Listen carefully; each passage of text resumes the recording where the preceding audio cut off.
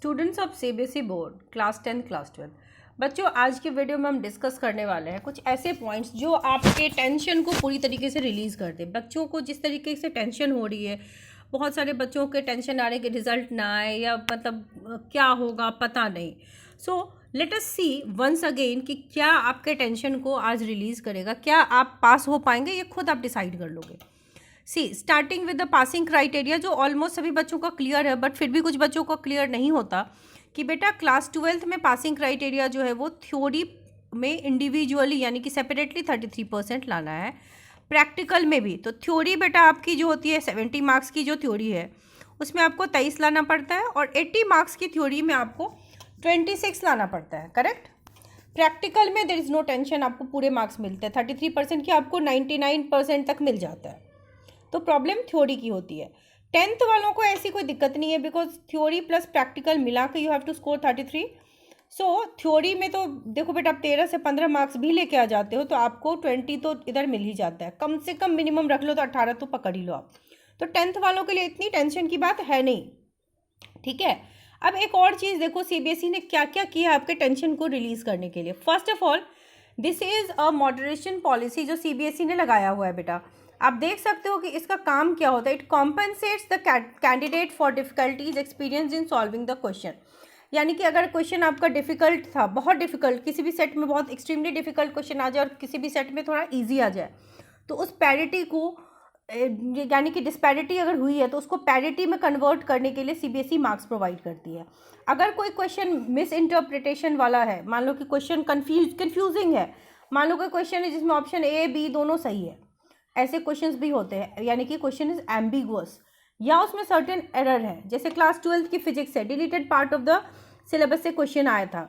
Similarly class 12th के तो physics के साथ साथ केमिस्ट्री एंड मैथ्स में भी बच्चों के डाउट्स है, इवन बायोलॉजी में है कि सर्टेन क्वेश्चन जो थे वो बहुत ज़्यादा मतलब डिफिकल्ट थे, certain set was difficult. Similarly some maths के जो बच्चे हैं वो मैथ्स में बता रहे हैं, क्लास 10th वाले एसएसटी में बता रहे हैं, साइंस में बता रहे हैं।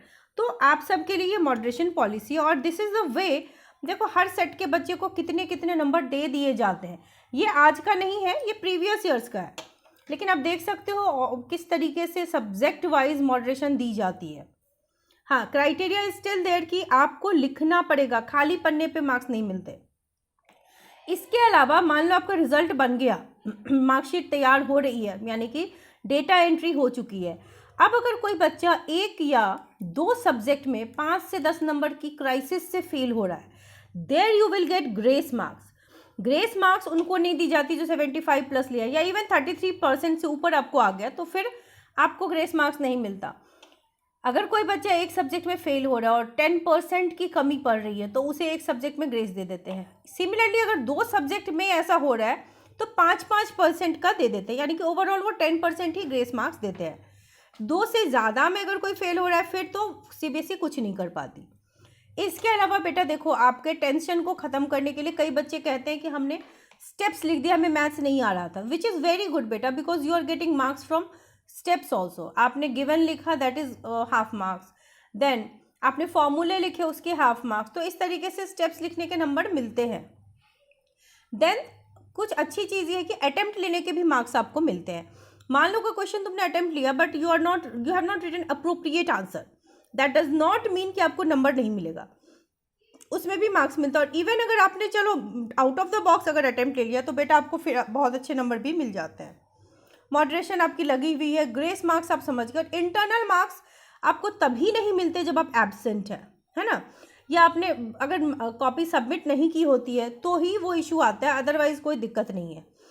अटेम्प्टिंग क्वेश्चन, कई बार क्या होता है ना, हमने क्वेश्चन सही से अटेम्प्ट नहीं किया, आपके डाउट्स रहते हैं। तो देखो, benefit of attempting question even if you don't know the correct answer, many times question are erroneous, question में एरर होता है, हमने अटेम्प्ट लिया, you will be awarded full marks. अगर क्वेश्चन में एरर है तो बेटा आपको टीचर पूरे नंबर देंगे।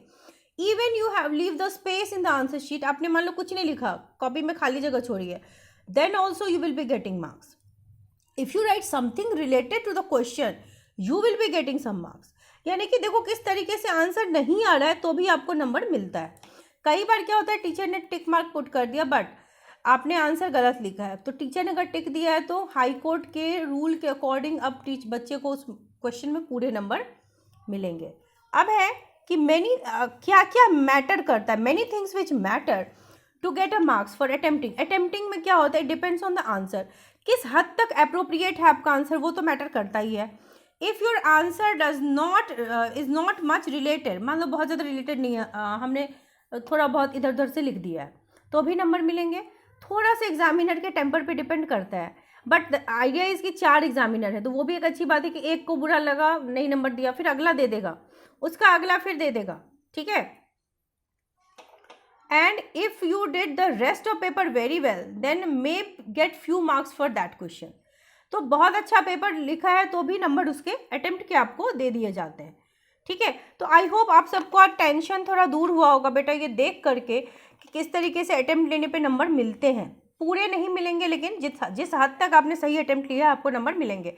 एटलीस्ट पास करने की तो बिल्कुल है कि वो पास आपको कर देते हैं। बस जिसने कॉपी खाली छोड़ी है कि बिल्कुल ही इर्रिलेवेंट आंसर लिखा है, वही बच्चे कंपार्टमेंट की कैटेगरी में जाएंगे, अदरवाइज कोई नहीं जाएगा।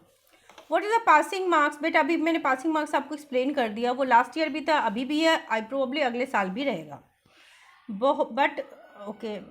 बट करने के बाद भी कोई ग्रेस मार्क्स या बोनस मिलता है? नहीं मिलते। 10th में था बेटा, बोनस मार्क्स मिलते हैं। बोनस मार्क्स मतलब वही ग्रेस मार्क्स मिलते हैं, स्टेप्स और फॉर्मूला लिखने के मार्क्स मिलते हैं। अब बताइए, मेरे मैथ्स में 23 मार्क्स ठीक आ रहे हैं बेटा, 23 मार्क्स आ रहे हैं। अगर आप 12th में हो तो आपको 26 में पास होना है, और 10th वाले तो 23 मार्क्स के बना रहे हैं तो डेफिनेटली वो पास हैं, क्योंकि आपके प्रैक्टिकल के मार्क्स भी उसमें जुड़ेंगे। तो 12th वाले तो बेटा 26 मार्क्स 23 वाले को डेफिनेटली टीचर दे ही देगा, so nothing to worry. Ma'am अगर हमारी फुल कॉपी अटेम्प्ट किया है तो एक भी क्वेश्चन नहीं छोड़ा किसी भी में, स्पेशली मैथ्स में। बेटा अभी मैंने आपको बताया स्टेप मार्क्स किस तरीके से मैथ्स के लिए ही बनाया। With result come before May after election. Okay बेटा, इलेक्शन ख़त्म होने का तो वेट नहीं होगा, रिजल्ट आपकी जल्दी ही बनेगी, starting with last week of April, जिसके चांसेस बहुत कम है। फर्स्ट वीक ऑफ मई से आप रख लो, क्योंकि 12 से 15 मई के अराउंड तो डेफिनेटली आ जाएगा, उससे पहले भी आ सकता है, क्योंकि इलेक्शन का टाइम होता है। तो 37 दिन में रिपोर्ट कार्ड्स तैयार हुए हैं बच्चों के, सो चांसेस बन रहे हैं कि थोड़ा पहले ही बन जाए। सीबीएसई में से एग्जैक्ट पासिंग मार्क्स मिलते हैं लाइक 23 आउट ऑफ 70। क्या वो ग्रेस से पास?